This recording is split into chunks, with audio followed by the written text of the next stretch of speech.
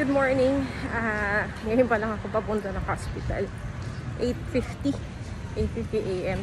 So, naglalakad pa lang ako papunta ng kanto. Good morning. Ayan. Pagdating ko ng kanto, nakasakay ako agad ng minibus. So, 9:25 na, malapit na sa may sports center.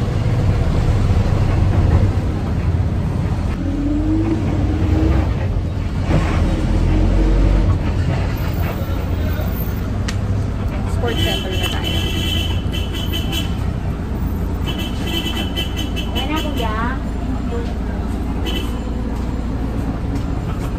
Yeah, thank you.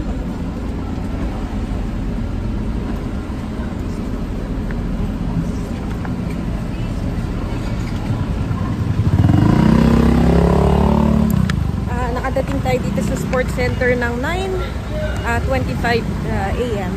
So, lakad lang tayo papunta na ako Amang Hospital.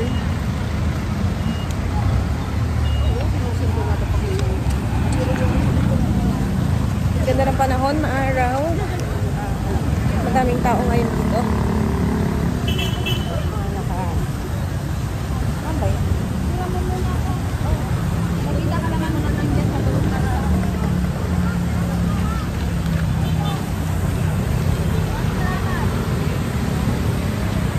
On my way to Amang Hospital para sa first chemo session ko.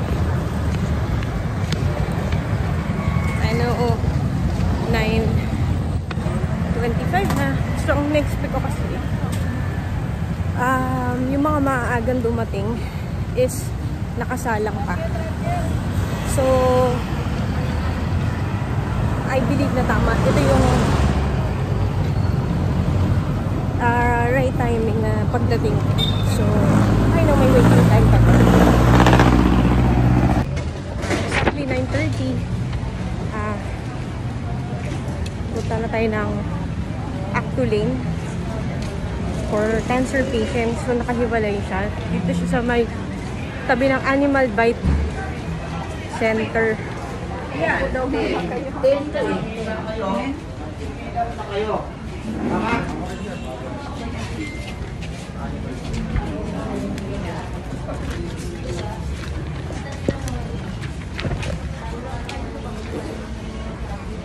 Tayo sa may Actu at magsusulat tayo ng OPD information. So, yeah, this is it.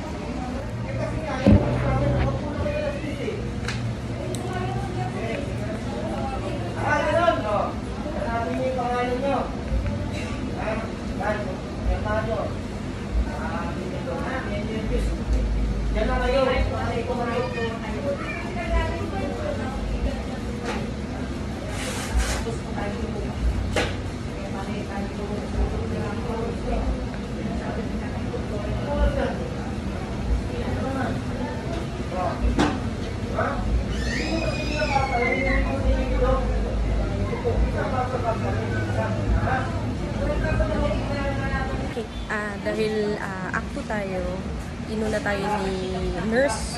So, natapos na yung vital signs and weight and height. So, waiting na ako ngayon para mabigyan ng number. Then, aakit ako na 4th floor sa Actu. So, it's dumating ako ng 9:30. It's 9:35 right now. Waiting na ulit. Ayan. So, meron na silang scanner ng mga bag. So, kailangan tanggalin mo muna ang water bago ang makapasok. So, then, lalagay mo yung mga bag mo. Hindi pa organized kasi yung mga pasyente, hindi pa rin kami sanay. Pero siguro susunod, bago pumasok, alam na nila. So, nandito ako sa 4th floor.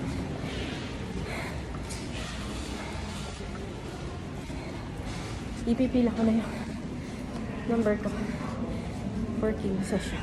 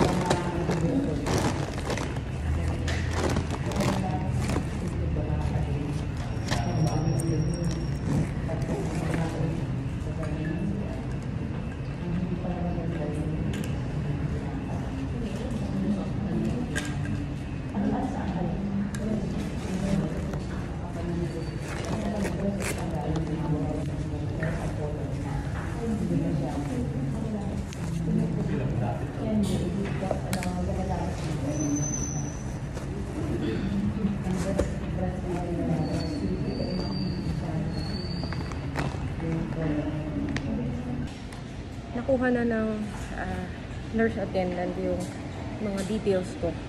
So, mga procedure. So, right now, ang gagawin ko is magsusulat ng consent form and then ibabalik ko dun sa clinic, sa office. Yung waiting time na is 10 o'clock.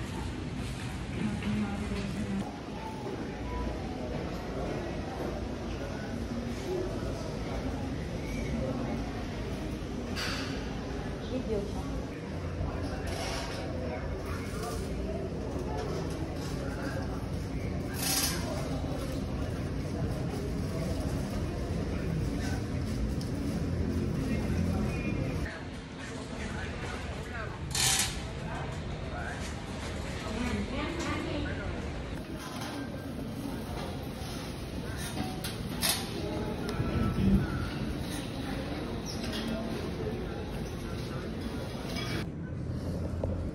Good afternoon. Good afternoon. It's January 6, 2025. Nandito na tayo sa chemo room. And ang preparation nila for is bibigyan ako ng 3 gamot, which is for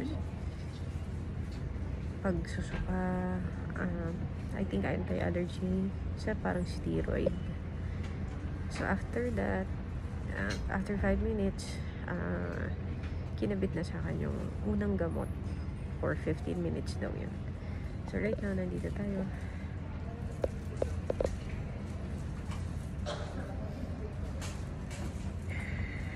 For my first chemo drug. So syempre, kahit anong tapang ko, kinakabahan pa rin ako.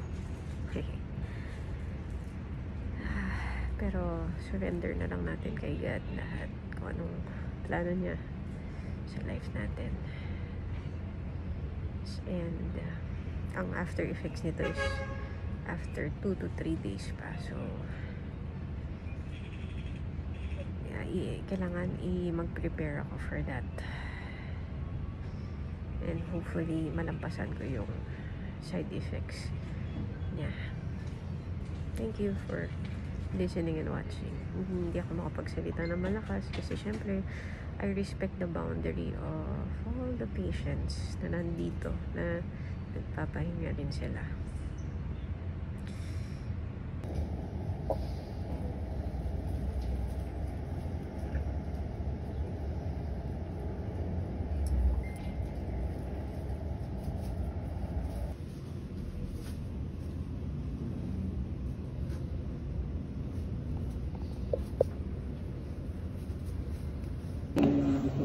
Nagumigit na, wala ka hintay pa yata kasi umalis na si Bonso eh, kasama ko rin si Ate Ari.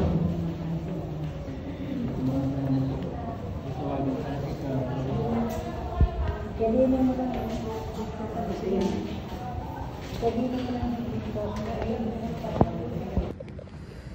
Hi, it's 1 o'clock.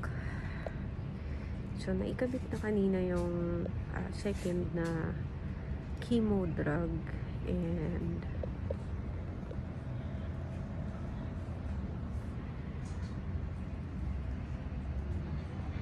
And for 2 hours daw yun na-drip. So, probably around 3 p.m. matatapos yung first chemo cycle ko. So, right now, may dala naman akong baon. So, pwede akong kumain, pwede akong minom. And ayoko sanang mag-wee-wee kasi may hila ko tong sa kamay ko.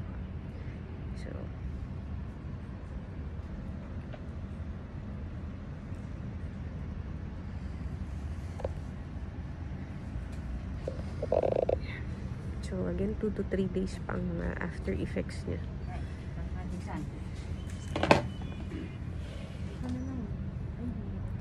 Thank you sa mga nagbe-pray for me.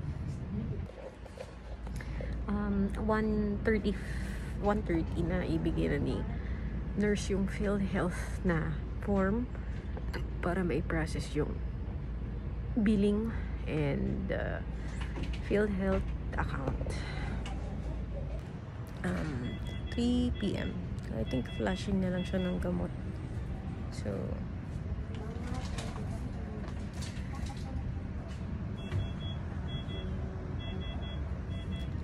ito yung first chemo cycle ko, and nung patapos na, medyo inaantok na ako. Tapos nung nag-wiwi ako, light red na yung wiwi ko because of the first medicine.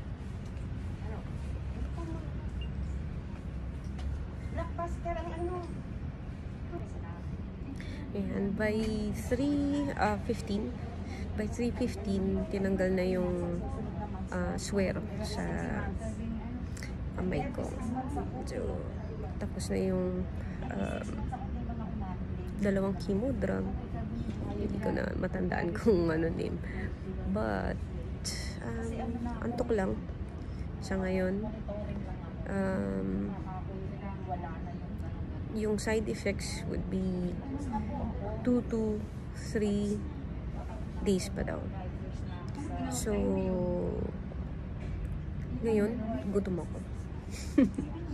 So, gusto kong kumain muna habang may panlasa pa tayo. At hindi pa tayo nahihilo, hindi pa tayo nasusuka, hindi pa tayo nawawala ng ganang kumain.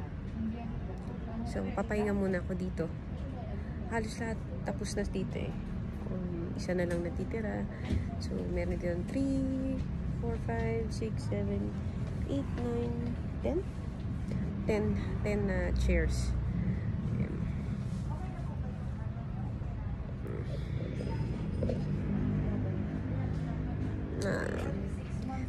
Nakauwi na iba, nagpa-process na ng kanilang PhilHealth. So, thank you Lord for today. I-check natin kung ano yung mga next few days na changes sa akin. Hopefully walang side effect. Hopefully wala talaga siyang side effect sa body ko. Yun lang ang natin, para tuloy-tuloy lang yung life, parang walang sakit. Thank you for watching.